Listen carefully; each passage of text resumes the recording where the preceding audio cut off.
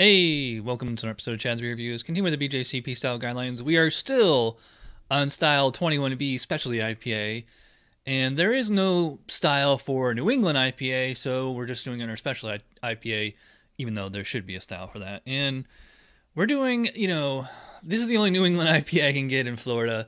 Sam Adams New England IPA, new product from them. I love how they even kind of copy the small independent breweries, like with this.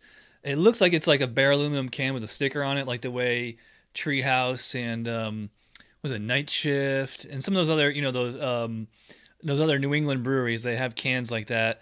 So it really makes sense that Sam Adams would start. I mean, I don't want to say rip off, but definitely emulate the New England style. In fact, I'm surprised it took them this long to get to a New England style IPA. All right, so we already talked about the comments in history. Well, there isn't any for this style, but the introduction. So I'll put that here again. It's like again, it says isn't a distinct style, but more appropriately thought of a competition entry category.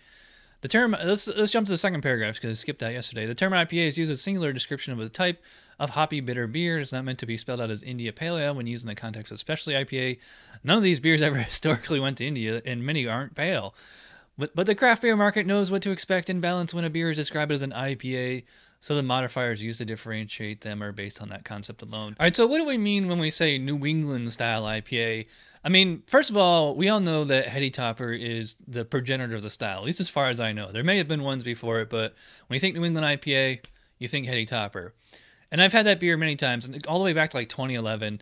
And this is how like I would categorize a New England style IPA is that it's like very, very like West Coast smelling, huge tropic and citrus, aroma, but the taste is actually very spicy and grassy. Although there actually could be two styles within the style because some of them are just as equally tropical, juicy tasting as they are smelling. But I always found like with Heady Topper, one of the Hill Farm said, I can't remember, Abner maybe, Treehouse, Night Shift, all the Lawson's Finest Liquids, all those guys. So they're like huge, like tropical citrus bombs in the nose, and then you drink it and you get like a lot of grass and kind of spiciness, and maybe like a little bit of alcohol. So like that's my really really quick flavor descriptors for the style. Maybe they'll ask me to write it when they come up with a new one. Maybe.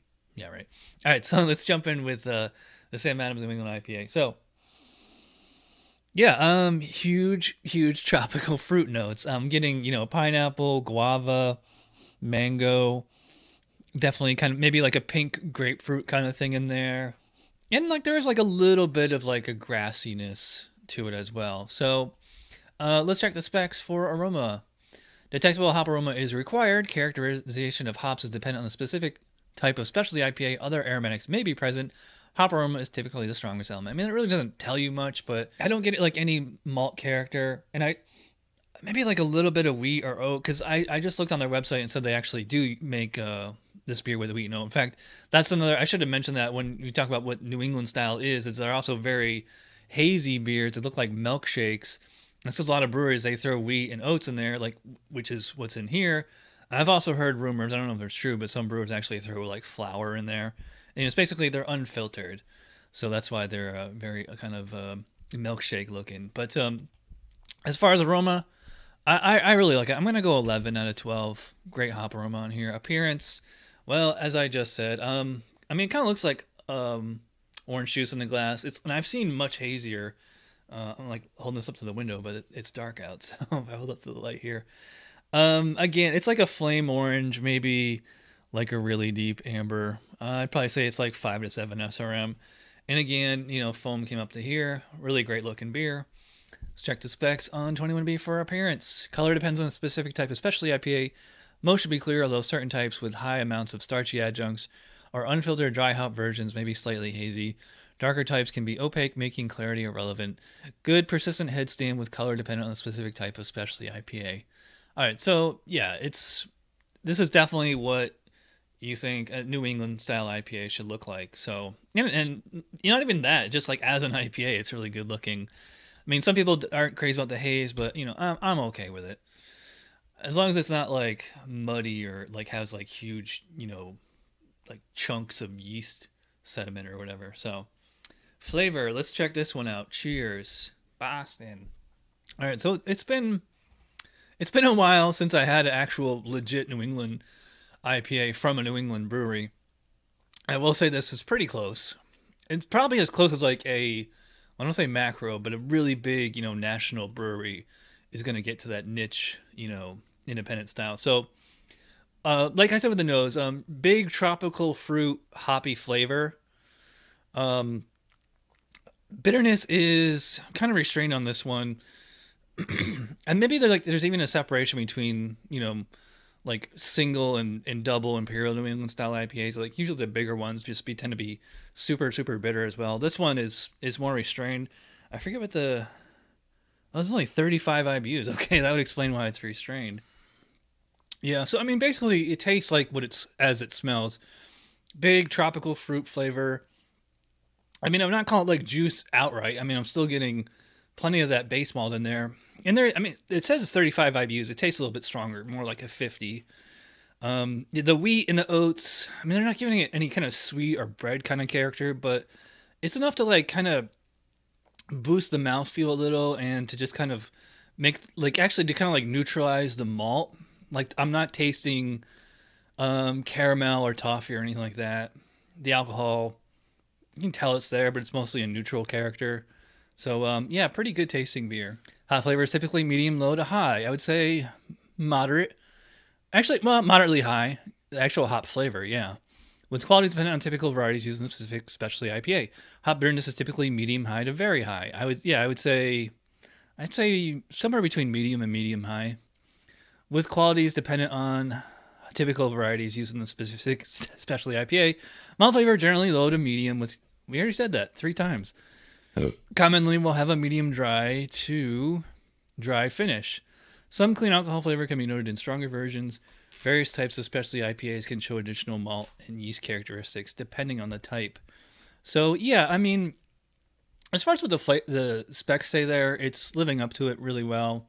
Not as much, malt flavor as they mentioned, but I mean, otherwise, high hop flavor and pretty, decent firm bitterness. This one is actually, I'm not sure if it's like so much that it's a awesome New England style IPA, but as a specialty IPA, yeah, it's on point. I'm gonna go 17.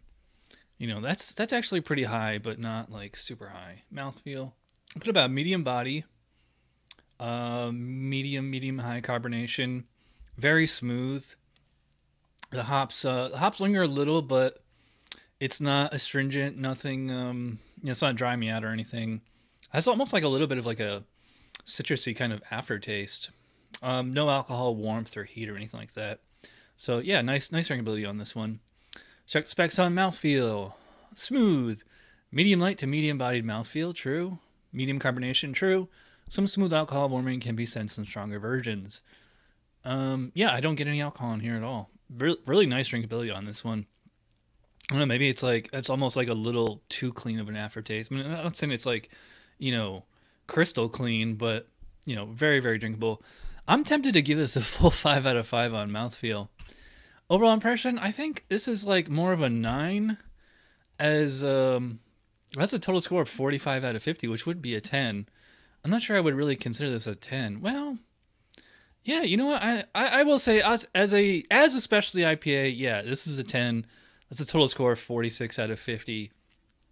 So yeah, I mean, I had heard from a lot of, people in the know, like in friends, people that I really trust, and they said like this is the real deal, and I believe them. So if you like your super juice bomb IPAs, Sam Adams New England IPA might be for you. If you can't get Treehouse or Night Shift, Hill Farmstead, Lawson's Finest Liquids, any of those guys, you can probably get this. So it's a pretty comparable substitute, and just as a specialty IPA, it's pretty interesting and impressive. So thanks for watching. I will see you guys next time. Cheers.